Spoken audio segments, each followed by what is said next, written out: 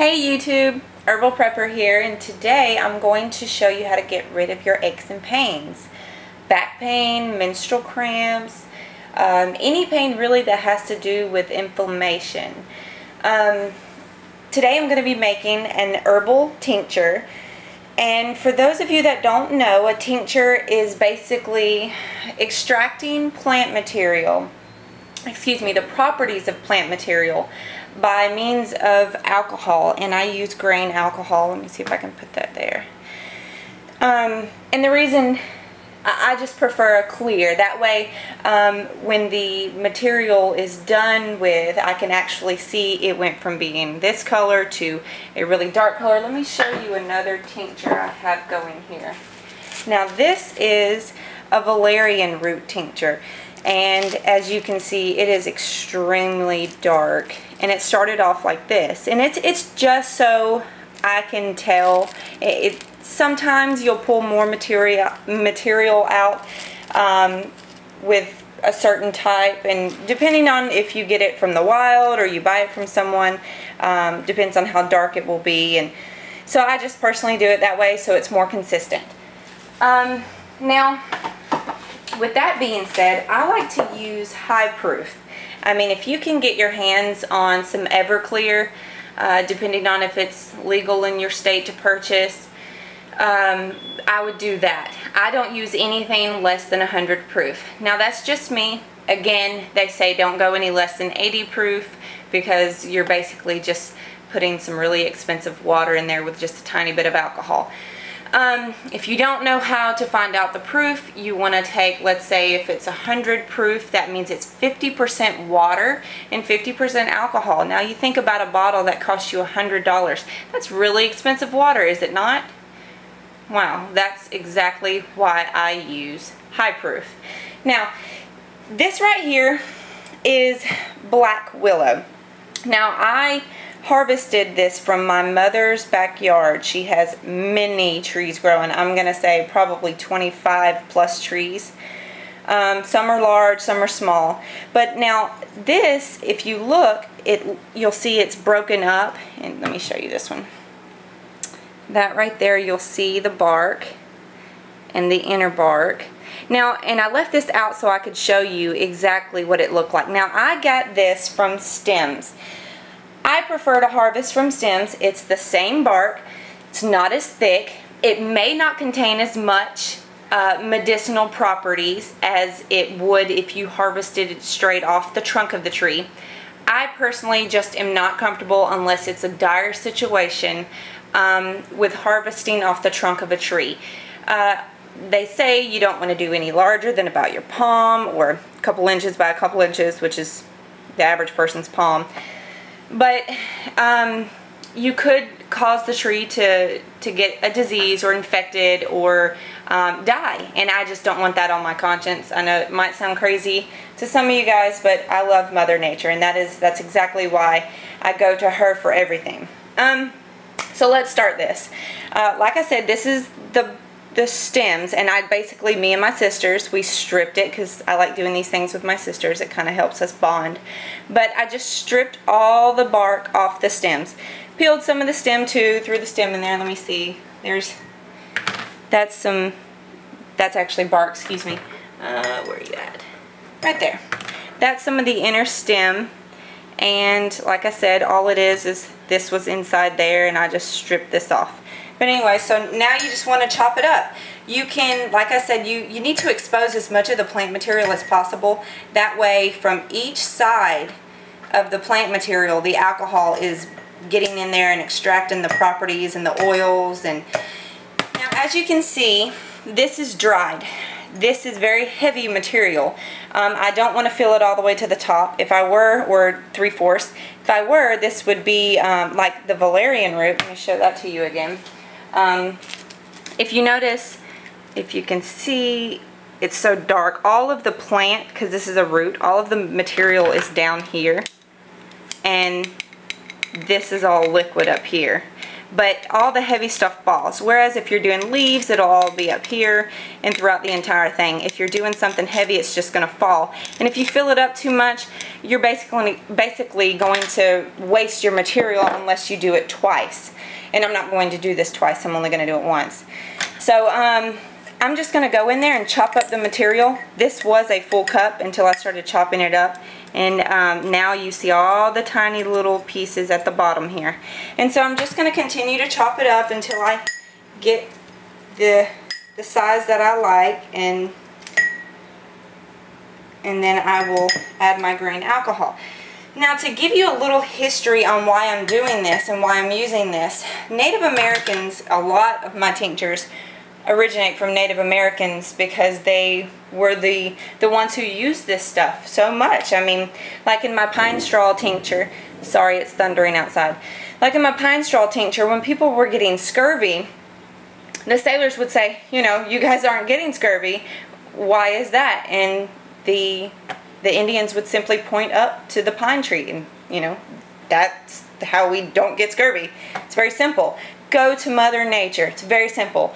She always has something for you if you just educate yourself on it, and especially if you believe something's going to happen and the grid's going to fall, or you're not going to be able to get to medicine, or you're not going to be able to have tons and tons of medicine stored up. You want to know as much as possible about this as you can fill your brain full. Okay, so now once I have it about the consistency that I want, I'm just going to pour my grain alcohol. Now, since this is heavy, I want to completely cover my plant material, and I usually grab a wooden spoon, not this one, grab this one right here, sorry about that, and I just kind of shake it up and stir it, and I do this because, as you can see, it'll start turning dark already, and I want to pound it and basically press the material. So you're now rehydrating, because this was dry material, and you can use dry or you can use freshly harvested and bring it straight in here and make a tincture. Just keep in mind when you do that, wash it off really good, because you know bugs are on it, and you don't want to put that in your tincture. So you want to wash it off, and also keep in mind when it's fresh, it's going to have more water content. So if you used 100 proof vodka, now that will be cut down. With this being dried, it's not going to have as much water in it, and I can always dilute it by adding more distilled water if I need to. So anyways, you want to just cut this down, or excuse me, press it down and expose as much of the plant material as possible. I cannot stress that enough. That's exactly how you get a strong tincture. And be it that this is alcohol, it will last a long time. Anywhere, as long as you store it properly, from about 5 to 7 to 10 years. That's a long time. That's much longer than most medicines, most aspirin or anything like that. So, okay, so the active ingredient in willow is salicin.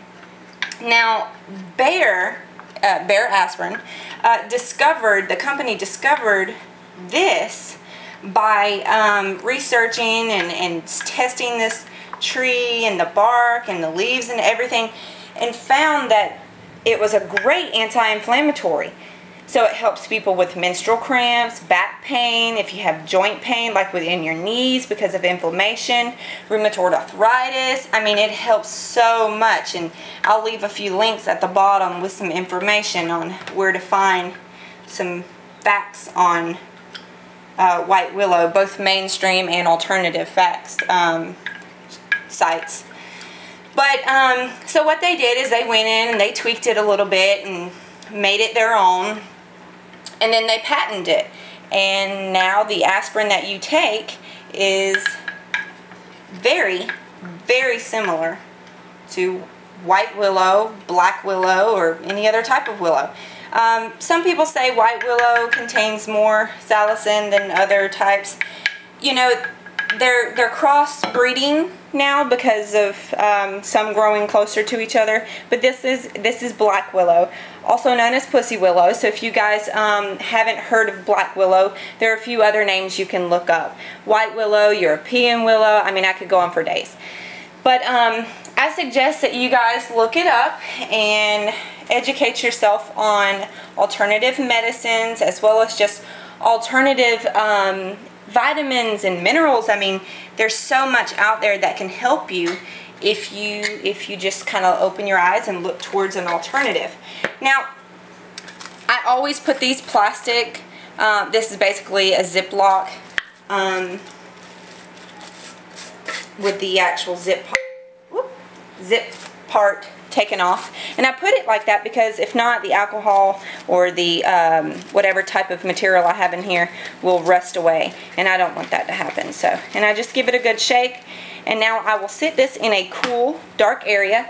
I actually like to cover my tinctures in a cool, dark area so that light does not get to it. Light will affect the quality of your tinctures, and so I want to cover it and keep it cool. And then in 6 weeks, couple months, whatever, sometimes I like to forget about it and I come back and I'm like, oh, it's so dark. But I'll strain it up. I'll basically take this and I'll put a cheesecloth over it, and I'll dump this into here, and then I'll squeeze as tight as I can and get every little drop of goodness into here, and which usually brings me out to about a cup of material if I use this size mason jar. And then I will bottle it up into small little, let me show you, small little amber or blue bottles, just depends on what I have in hand, but it has to be a dark bottle. That dark bottle will help preserve it. This is my son's multivitamin. This is my multivitamin. And like I said, I'll strain it off into here, and then I'll turn around and strain that and pour it into here. And I'm sure I usually always have a lot, so I keep the excess in here until I get ready to use it. Like I just had to refill my my multivitamin the other day. And with that being said, if you guys have any questions, let me know. I will be doing many more tincture or tea videos as we go into winter, because a lot of people will be looking for things to help their sore throat or help get that extra vitamins in, and it's really good for the winter, especially things that are simple. I love simple, and this just couldn't be more simple. Just want to shake it every day, a couple times a day. If you think about it, once is good. If you forget one day, it's not the end of the world. Ha ha, that's a funny thing with me making this video. But anyways, you guys let me know what you think, and if you like it, share it, give it thumbs up, and if you have any suggestions on videos that you want me to do, let me know. Until next time, Herbal Prepper.